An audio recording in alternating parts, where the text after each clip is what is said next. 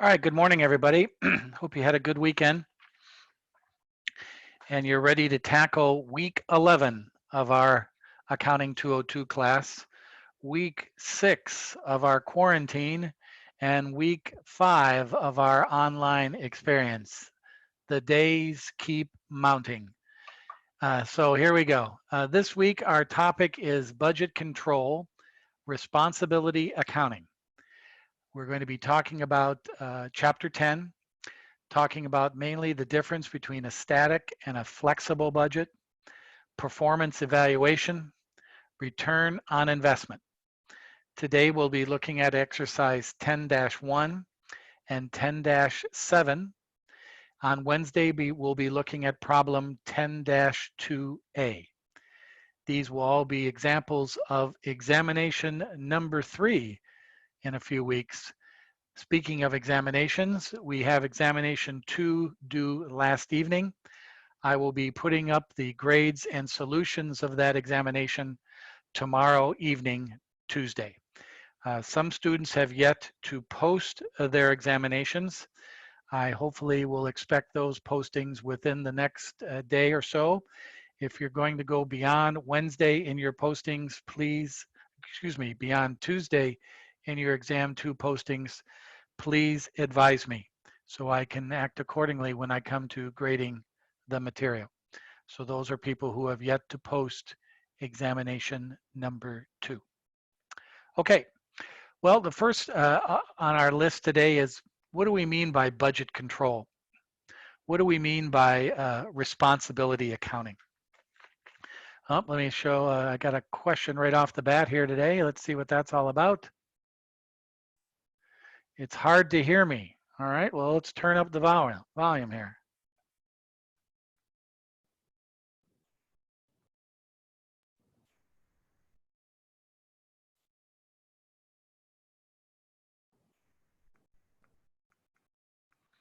Hopefully that should be a little bit better. If you still can't hear me, let me out. No, Cameron, do you hear me better? Thank you, sir. Yeah, I didn't have a problem in the beginning. Okay. All right, we're all set now. Okay. Now I lost my train of thought. That's easy to do these days. I know what I need. Hang on. Cheers. It's orange juice, so relax. All right. There we go. Okay. Responsibility accounting. In other words, if I'm a manager or if I'm responsible for a particular budget cost center or above it budget revenue center, am I doing my job? A budget is a plan of operation, a plan of results. And am I, as a manager or a representative in charge of that particular area, am I meeting the plan or budget?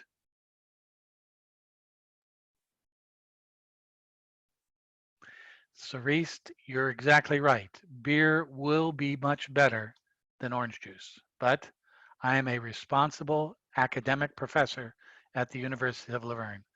No beer on the premises at 10 o'clock Pacific time, Monday morning. I know it's the middle of the night where you are, but still, no brews. Okay, so back, now you guys are making me lose my train of thought. You have a specific responsibility, and how are you meeting that responsibility? Are you running your business, running your department, running your office according to a plan? All right. One plan is called a static budget.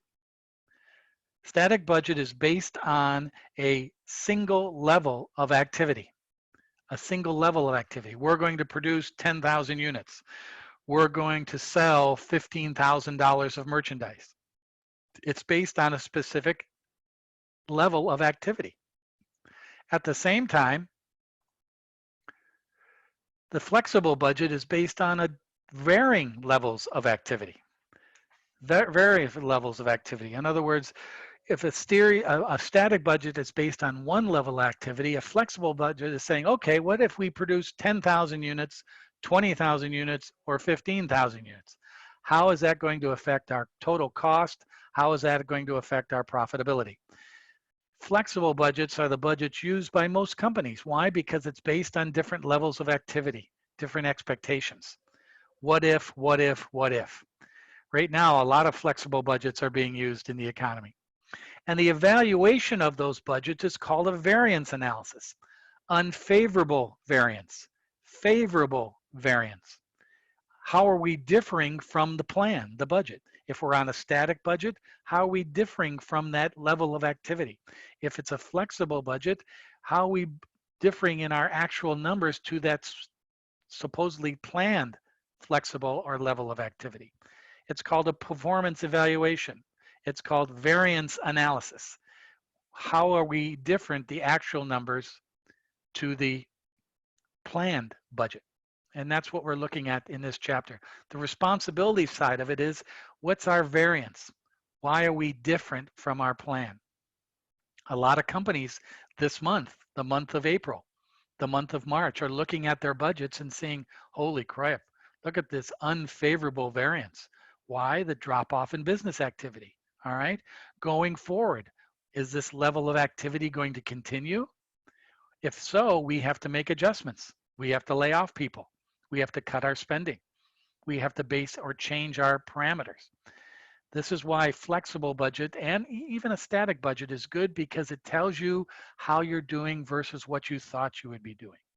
And that's an important analysis. We're going to look at examples of that in our exercises 10.1 and 10.7. So let's quickly now just take a moment and take a look at a video that kind of shows this in the real world atmosphere. Let's take a look at this.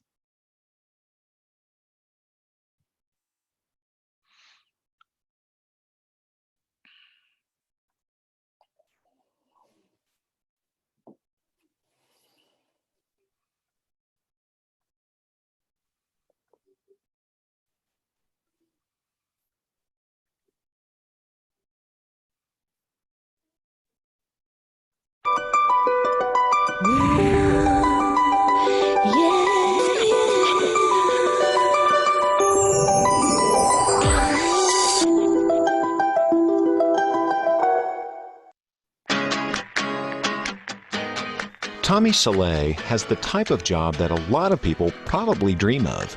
He is paid to make sure his organization, the Tribeca Grand Hotel in New York City, remains on the cutting edge of cool.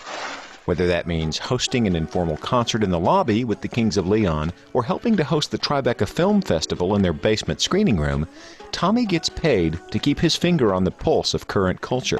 Take the plunge and don't look back. Skip your caught in Kodak, but still gotta capture the moment. Take what you got, play it back in slow motion. Good drink, good food. Holler at a girl without being rude. Budgetary planning plays a significant role in Tommy's job, and he is evaluated, in part, by how he controls costs. Each year, the planning process for the company's annual budget normally begins in the fourth quarter. We probably meet around end of September, and we involve the CFO, the COO, and the general managers. The master budget covers all aspects of running the hotel, but Tommy's events budget is particularly significant because, let's face it, there are lots of cool hotels in New York City. Clients choose to stay at the Tribeca knowing that Tommy's planners, event specialists, and his concierge team are plugged into not just New York City, but the larger world stage. As Tommy plans and implements his events budget, the key is to maintain budgetary control, including budget reports that compare planned objectives with actual results.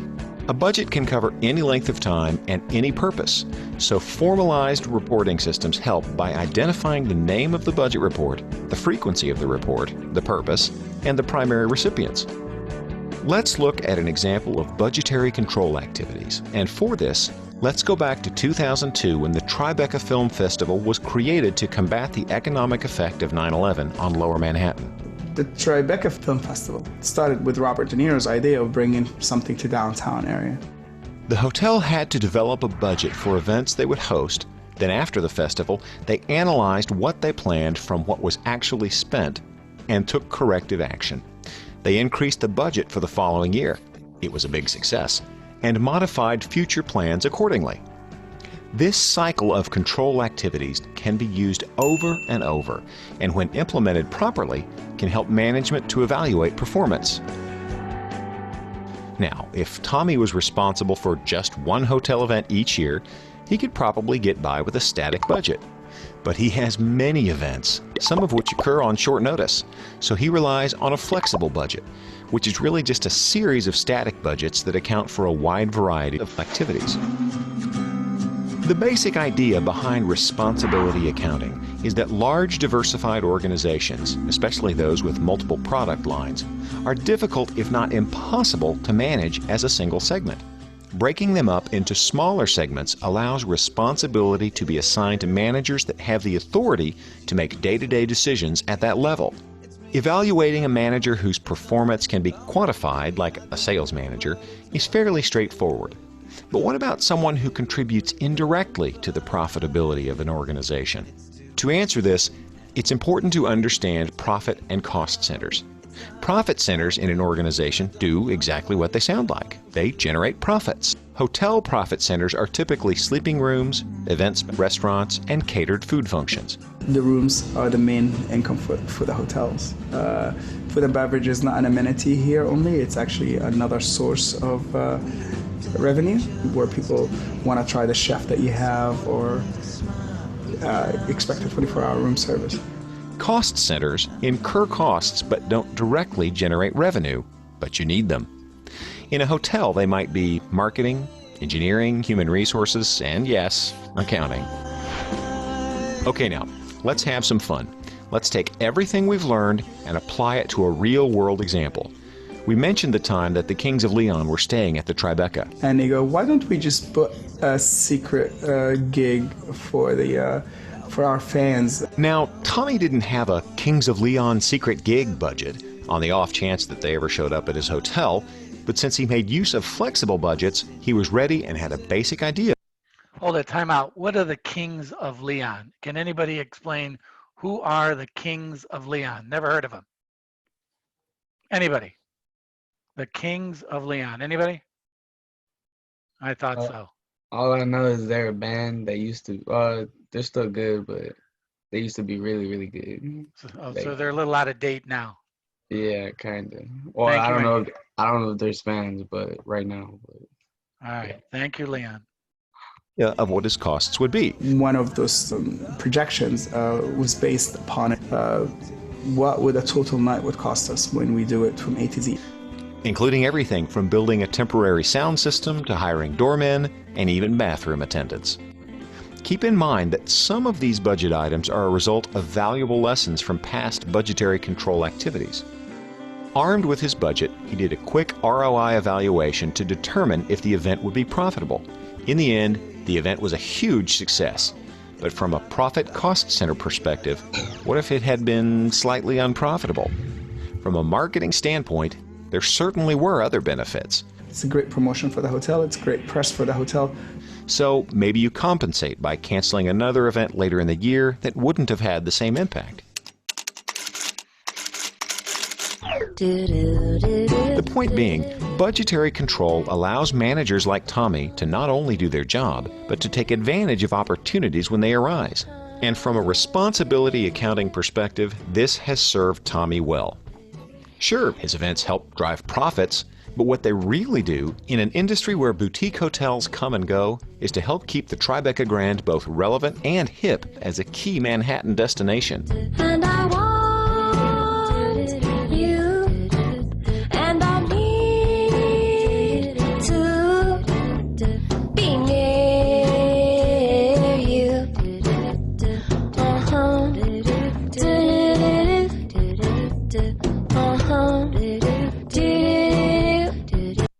Okay, that's a pretty good example, and I've been to that hotel in New York City. It's quite a cool place. But it shows you different budgets, different planning that can give you an idea of how you're doing. Responsibility, whether a good idea is a good idea or a good idea is a bad idea. That's what budgetings are all about. And I want to refer you to our Blackboard site for just a minute. And you don't have to do this, but you can do it after our class or this week. is in our week folder, week 11 folder in Blackboard.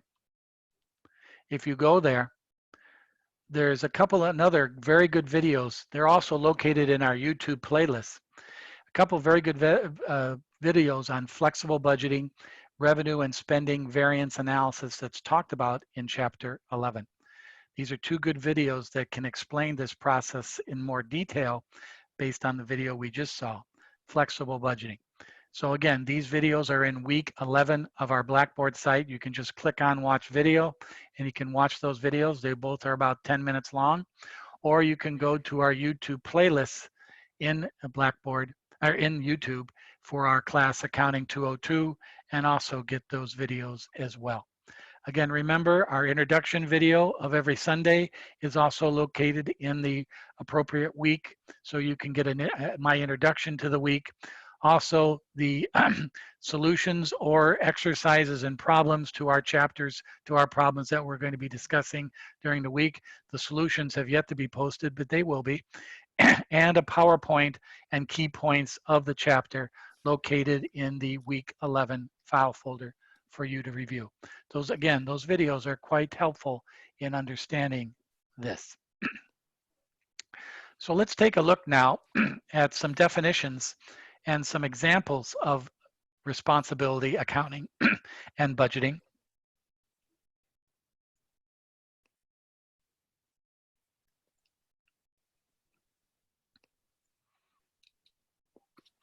Shown here in exercise 10-1.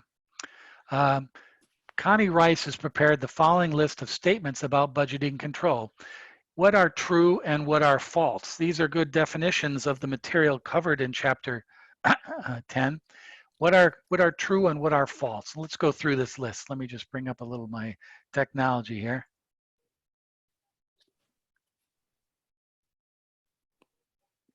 There we go.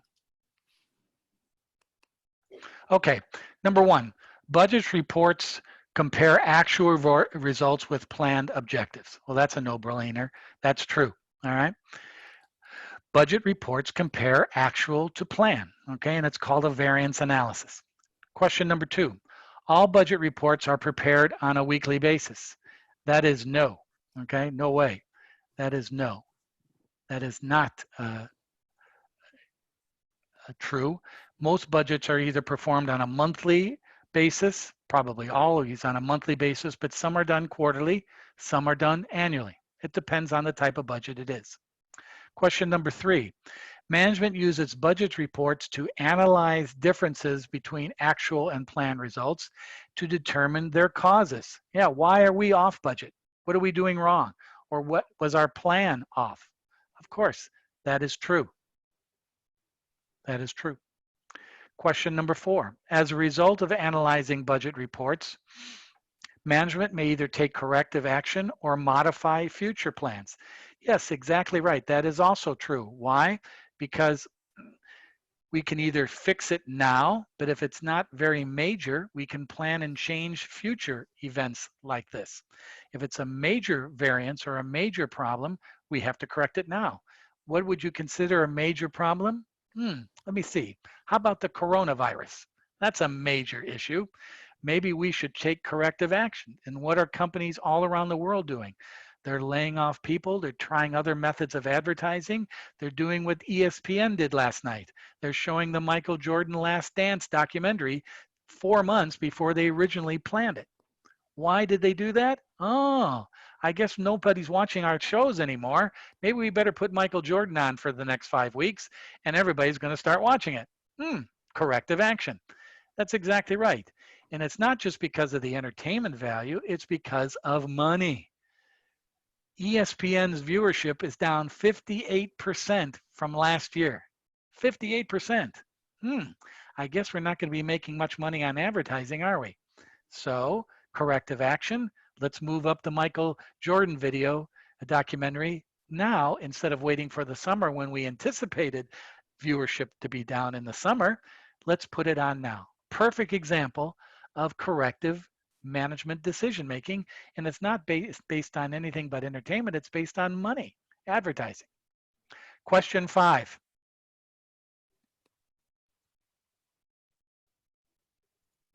Budgetary control works best when a company has an informal reporting system. That's false. You need a formal reporting system. What have we been doing the first 9 weeks of our class? A formal accounting system of costs, of pricing, of determining what our true costs are, variable, fixed, and overhead. That's what we've been doing the first 9 weeks. That's a formal system. Without that formal system, nada, can't work. 6, the primary recipients of a sales report are the sales manager and the production supervisor. No, that's another false. The primary recipients of a sales report are upper management. Are these people doing their job? It's top management, the level above the sales manager and the production supervisor. Example, admissions are down at the University of Laverne for a variety of reasons. Naturally, one of the reasons are people are out of work. They can't spend any money on education. Where do those reports go to? To the admissions officers? They know that already. It goes to top management. It goes to the president, the provost, the vice president, the CFO. They take a look at those reports to determine what's the correct, they set the strategy. What is the corrections that we need to be made? Question number 7.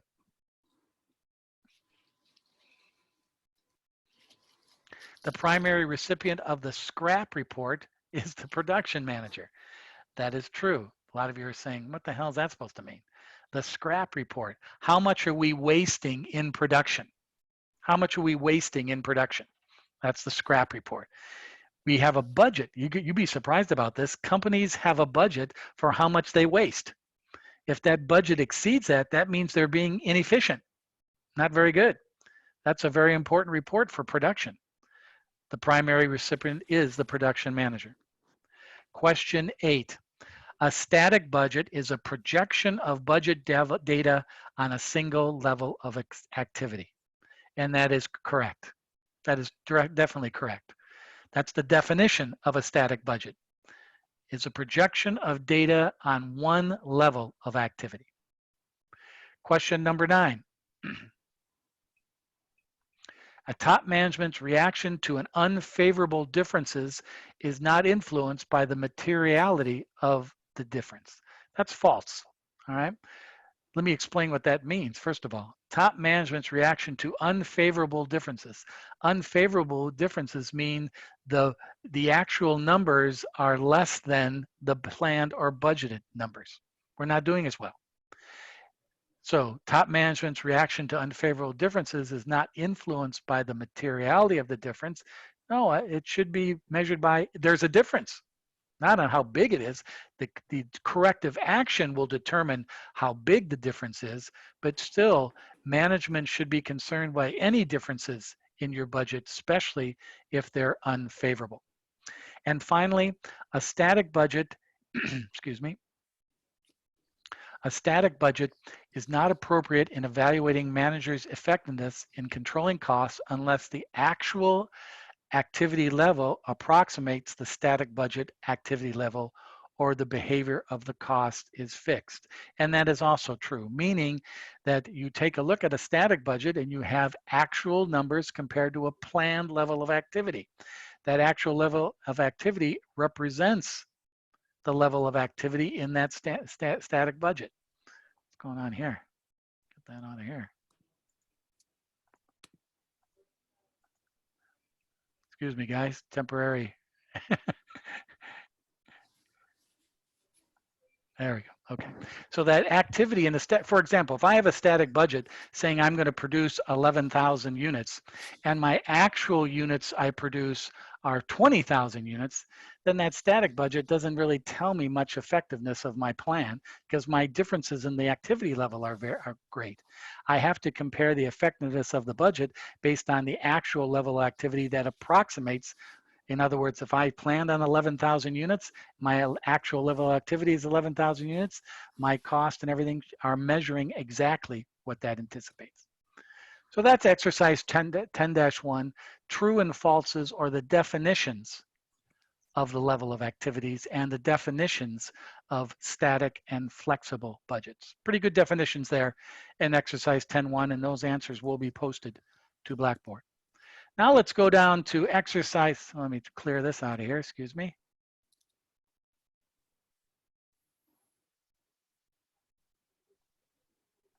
There we go. Technology, amazing.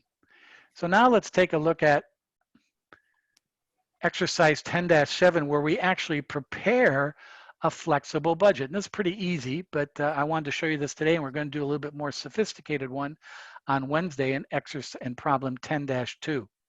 Here's a perfect example, exercise 10-7, of a flexible budget. An appliance manufacturer of toaster ovens is trying to improve control over their operations. The president of the AP, that's Appliance Possible, wants to begin using a flexible budget system rather than their use of the current master budget, or you can almost say static budget. The following data are available. They expect production levels of 90,000, 100,000, or 110,000 units. Those are the activity levels. Here are the various costs for their company. What is the flexible budget for this company? Well, let's see what it looks like. There it is right there. Notice the level of activities are driving the budget. The variable costs are based on the level of activities. 90,000 times $6 a unit, 90,000 times $4 a unit, $9 times $3 a unit. Those are the variable costs. But notice the fixed costs stay the same no matter what the level of activity is. That's a no-brainer.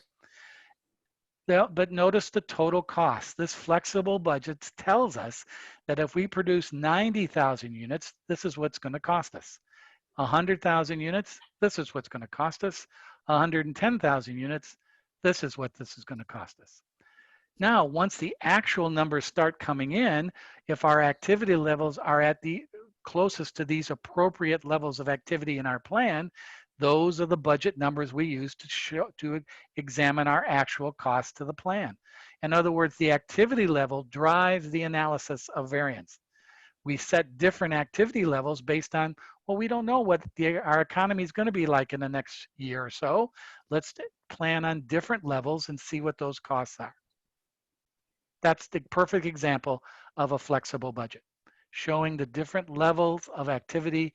Notice variable costs change because of the level of activity. Fixed costs remain the same. Thus, we get to our total costs. Makes sense.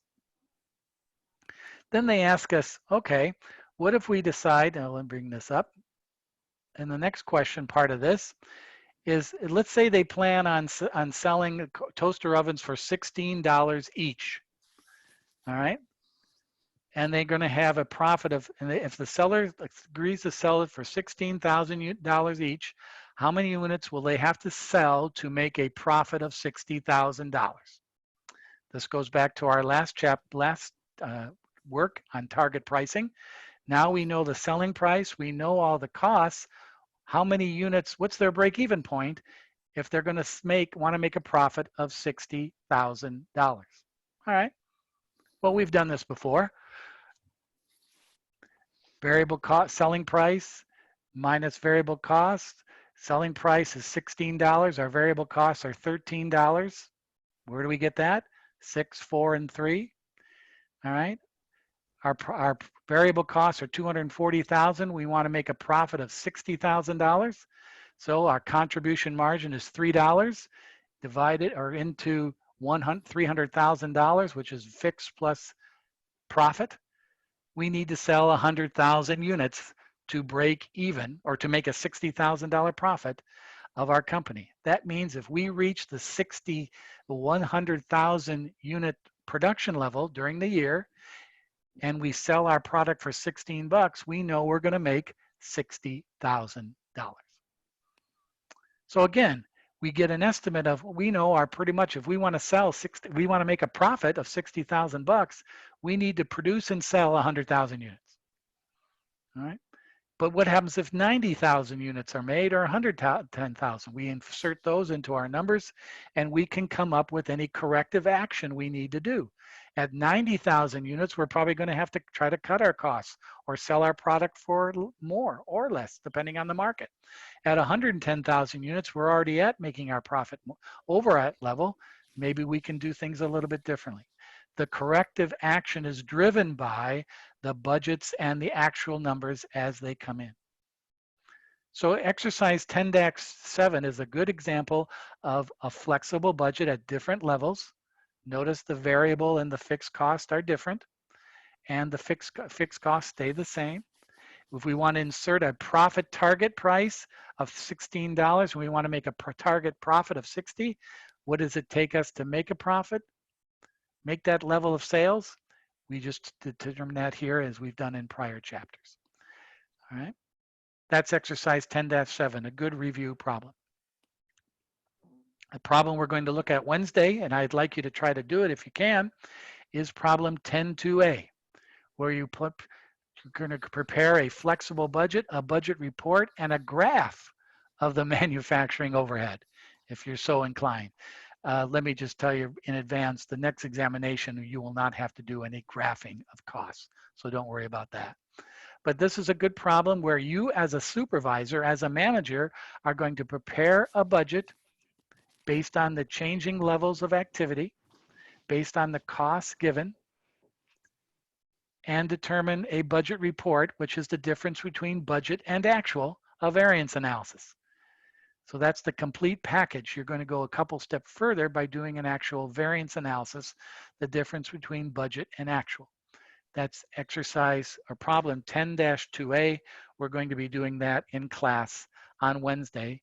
And that's, if I was a betting man, would be something that you probably will do on an examination in the future down the road, except all you will not have to do is any of the graphing. Don't worry about that. Okay. So that's that. Good job there.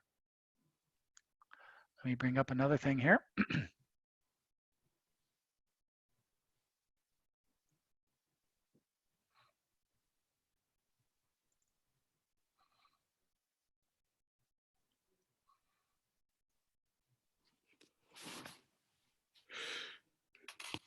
Okay, here's our Blackboard site and a couple bits of information for you to note in the next couple of days. First of all, in the examination section of our Blackboard, in the examination, tomorrow evening, if all goes according to plan, you will see the solutions to examination number 2 in a solution file there, and you'll see your grades posted to your grade center for examination number 2. Please take note of that. Notice how your grade betters or lessens your cumulative average up to this point in class. That's a good thing to understand, but also look at where you might have made a mistake on the examination or not. Those solutions and my postings of your files back to you will show that by Tuesday evening in the examinations file folder and your own personal grade center. All right. Again, remember, we have a variety of different vehicles by which you can communicate with me. You have discussion forums, and some of you have been doing that, posting any questions you have to me during the course of the week about the material or about something you want to get off your chest. That's fine. But also remember, we have office hours. When are our office hours again? I keep forgetting. I got that here. Here it is. Our office hours are every Wednesday afternoon from 1 to 3 o'clock. So if you get your examination 2 grades back this week and you're not very happy, or you're not very pleased, or you have some questions, our office hours Wednesdays from 1 to 3 o'clock are a time to address those with me and any concerns you have, okay? Wednesday afternoon is to be a good time if you have any questions or concerns about the examination. We have sit down in a Zoom link office hour setting on Wednesday afternoon. Not too many of us have been participating in office hours, but I think you might as you start getting closer to the end of the term with more grades now coming, exam 2, another exam. You're going to have a quiz in another week or so on the information available. So if any of you have any questions or concerns, office hours on Wednesday afternoons. Now also, office hours are also a point of if you guys are having any difficulties managing your time, any difficulties managing your study world, your academic world, those are a time you can address those with me. I will help you. I will give you some help, some assistance, point you in any direction that I think you should be going. If you have any concerns, I know, and I've talked with a lot of students, some professors are adding extra work thinking that, well, I guess we don't have much to do, so I guess I'm going to add some more work to the students' load. And that's causing some students some distress. I am not adding any additional work to our schedule. Everything is going according to plan.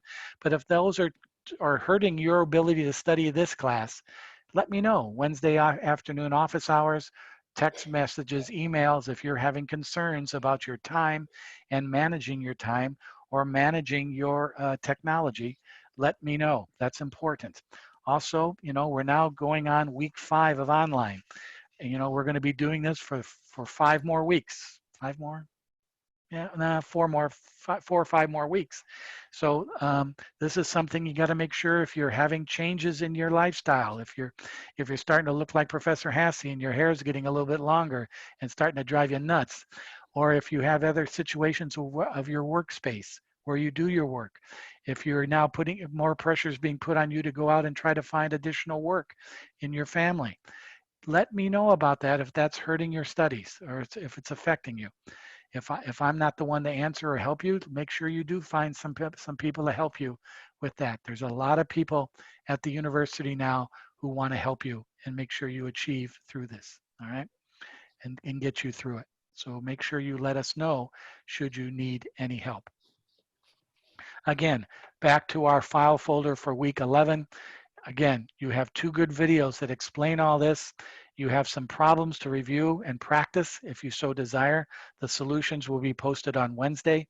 And you have a synopsis of the work for this week.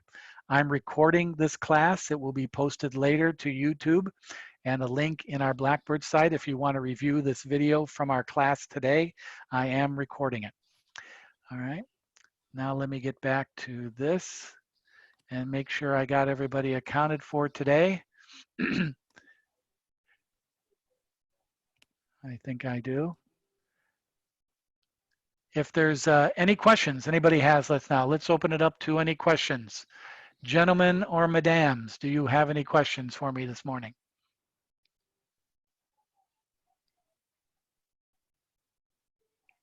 Well, that was easy. All right. I have a question for you. How about this? Let's just get a show of either thumbs up, or you put something up on this computer screen that you can do. If you can put up little reactions. If you see a reaction in your menu, you can put up a thumbs up sign. Let's put a thumbs up if you're pleased or at least satisfied with what we've been trying to accomplish in this class. Go.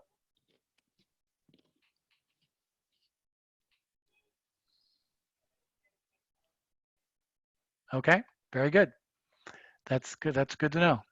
Chris, you didn't give did you give an answer, Chris? I didn't see you, but that's all right. All right, thank you. Okay, very good. Thank you. Yeah, there you go. Thanks, Chris. Okay. Again, remember, this study is up. It's a combination of what's your responsibility and my responsibility to provide the material to you. If you don't feel that you're getting the material properly given to you, you let me know. And that's my job. Your job is to make sure you get the material and study it and review it. I can't do that for you. But if I'm not getting you the proper material, please let me know. That's very important. So again, examination 2, if you have yet to post your work, please do so within the next day.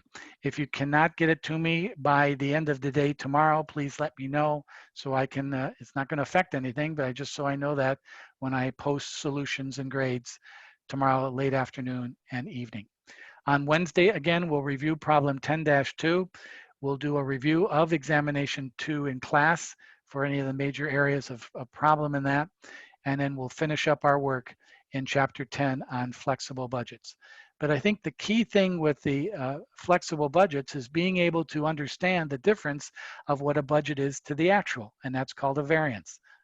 What is your plan to what actually happens? Know how to figure that one out or know how to look at that. That's the key to understanding the responsibility of a budget. So that's all I have today, everybody. I appreciate you coming on. We'll see if no other questions or concerns, I'll see you all on Wednesday morning at 10 o'clock, and look for your grades to be posted tomorrow for your work in exam 2. Until then, thanks everybody. Take care. See you later, Mr. Ozzie.